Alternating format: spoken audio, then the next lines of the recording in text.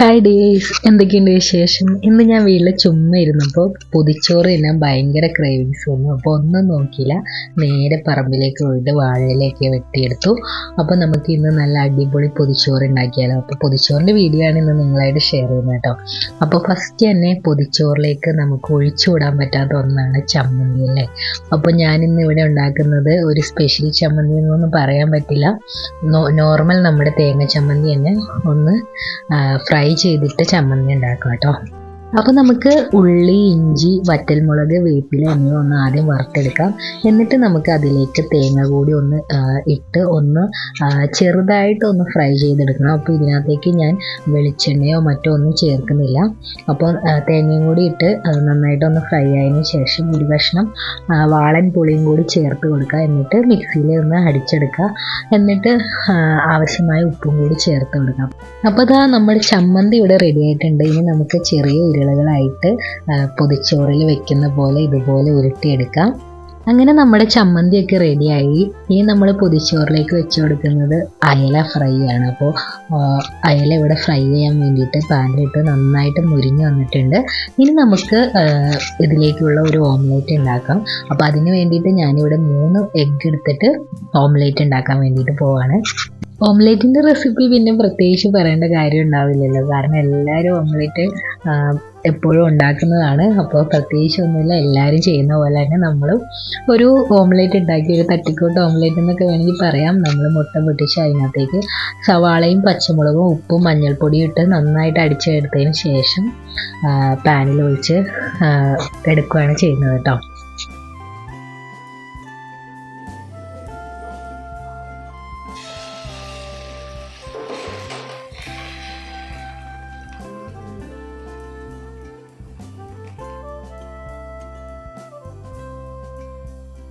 Omelette ഉണ്ടാക്കുമ്പോൾ എന്നെ സംബന്ധിച്ച് ഏറ്റവും ഡിഫിക്കൽട്ട് ടാസ്ക് എന്താണെന്ന് വെച്ചാൽ ഇത് മറിച്ചിടുമ്പോൾ പൊടിയാതെ കിട്ടണമെന്നുള്ളതാട്ടോ. അപ്പോൾ നമ്മൾ ഈ സൈഡൊക്കെ നല്ല ശ്രദ്ധിച്ചിട്ട് ഇത് പൊടിഞ്ഞു പോകാണ്ട് കിട്ടണമല്ലോ. അപ്പോൾ നമ്മൾ ശ്രദ്ധിച്ച് ചെയ്തുകൊണ്ട് തന്നെ നമുക്ക് പൊടിഞ്ഞു പോകാണ്ട് നന്നായിട്ട് തന്നെ കിട്ടിയിട്ടുണ്ട് കേട്ടോ.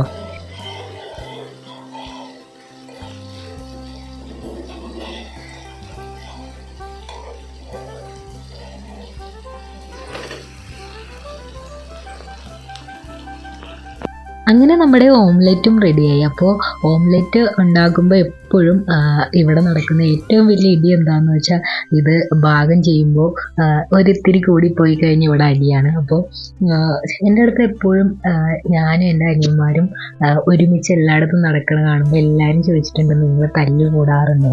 അപ്പോൾ ഞങ്ങൾ തല്ല് കൂടുന്ന ഏക റീസൺ ഈ ഒരു ഓംലെറ്റ് പാകം വെക്കുമ്പോൾ മാത്രം കേട്ടോ. അങ്ങനെ നമ്മുടെ പൊതിച്ചോറിലേക്ക് ആവശ്യമായ ഓംലെറ്റും മീൻ വറുത്തതും ചമ്മന്തി എല്ലാം റെഡിയായി. ഇനി നമുക്ക് ഇതിലേക്ക് വേണ്ടിയിട്ട് ഒരു മെഴുക്കുപുരട്ടി കൂടി ഉണ്ടാക്കാം. അപ്പോൾ അതിനായിട്ട് ഒരു ചീനച്ചട്ടിയിൽ നമ്മൾ അച്ചിങ്ങയും കായും കൂടി ഉള്ളൊരു മെഴുക്കുപുരട്ടിയാണ് ഉണ്ടാക്കുന്നത് കേട്ടോ. അപ്പോൾ ഇത് വളരെ സിമ്പിളായിട്ട് നമുക്ക് പെട്ടെന്ന് ഉണ്ടാക്കാവുന്ന. അങ്ങനെ നമ്മുടെ അച്ചിങ്ങയും കായും മെഴുക്ക് പുരട്ടി റെഡിയായി. അപ്പോൾ നമ്മുടെ പൊതിച്ചോറിലേക്കുള്ള ഓൾമോസ്റ്റ് എല്ലാ ഐറ്റംസും റെഡി ആയിട്ടുണ്ട്. അപ്പോൾ പൊതിച്ചോറിലേക്കുള്ള അച്ചാർ നമ്മൾ നേരത്തെ ഓൾറെഡി ഇവിടെ ഉണ്ടാക്കിയ അച്ചാറുണ്ട്. അപ്പോൾ അതാണ് ഞാൻ വീഡിയോയിൽ കാണിക്കുന്നത്. ഇനി നമുക്ക് പൊതിച്ചോറ് പൊതിയാം. അപ്പോൾ അതിനായിട്ട് ഫ്രഷ് വാഴയില എടുത്തിട്ട് നന്നായിട്ട് കഴുകിയതിന് ശേഷം ഇതുപോലെ ഒന്ന് വാട്ടിയെടുക്കുന്നുണ്ട്. എന്നിട്ട് നമുക്ക് പൊതിച്ചോറ് പൊതിയാം. അപ്പോൾ ഒരു ന്യൂസ് പേപ്പറിൻ്റെ മുകളിൽ വാഴയില വെച്ചതിന് ശേഷം നമ്മൾ പൊതിഞ്ഞെടുക്കുകയാണ് ചെയ്യുന്നത്.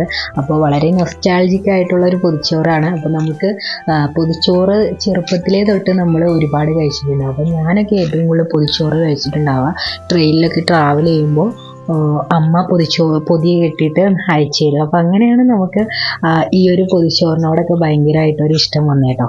അപ്പോൾ കുറേ നാളുകളായിട്ട് പൊതിച്ചോറ് കഴിക്കാൻ ഭയങ്കര ക്രേവിങ്സ് ആയിരുന്നു. അപ്പോൾ ഞാനിവിടെ വീട്ടിൽ വന്നപ്പോഴാണ് ഇന്ന് എന്തായാലും പൊതിച്ചോറ് ഉണ്ടാക്കാമെന്ന് വിചാരിച്ചത്. അപ്പോൾ ഇലയൊക്കെ വെട്ടിയിട്ട് അതിനകത്ത് ചോറിട്ടു. ഈ പൊതിച്ചോറിന് ഏറ്റവും കൂടുതൽ ഈ ഒരു ടേസ്റ്റ് കിട്ടുന്നതെന്ന് പറഞ്ഞാൽ ഈ ഒരു വാട്ടിയ വാഴയിലയിൽ നല്ല ചൂട് ചോറൊക്കെ ഇട്ട് പൊതിഞ്ഞ് കഴിയുമ്പോൾ കിട്ടുന്ന ഒരു സ്മെല്ലുണ്ട്. അപ്പോൾ ആ ഒരു സ്മെല്ലും ആ ഒരു ടേസ്റ്റും പറഞ്ഞറിയിക്കാൻ പറ്റാത്തതാണ്. അപ്പോൾ കഴിച്ചിട്ടുള്ളവർക്ക് എന്തായാലും അറിയാൻ പറ്റും, അത്രയും ടേസ്റ്റാണ്. അപ്പോൾ നമ്മൾ ചോറൊക്കെ ഇട്ടതിന് ശേഷം നമുക്ക് അതിനകത്തേക്ക് കറികൾ വെച്ച് കൊടുക്കാം. ഇതിൻ്റെ ഒരു സൈഡിലായിട്ട് നമുക്ക് അച്ചിങ്ങയും കായും കൂടിയുള്ള മെഴുക്ക് പുരട്ടി വെച്ച് കൊടുക്കാം.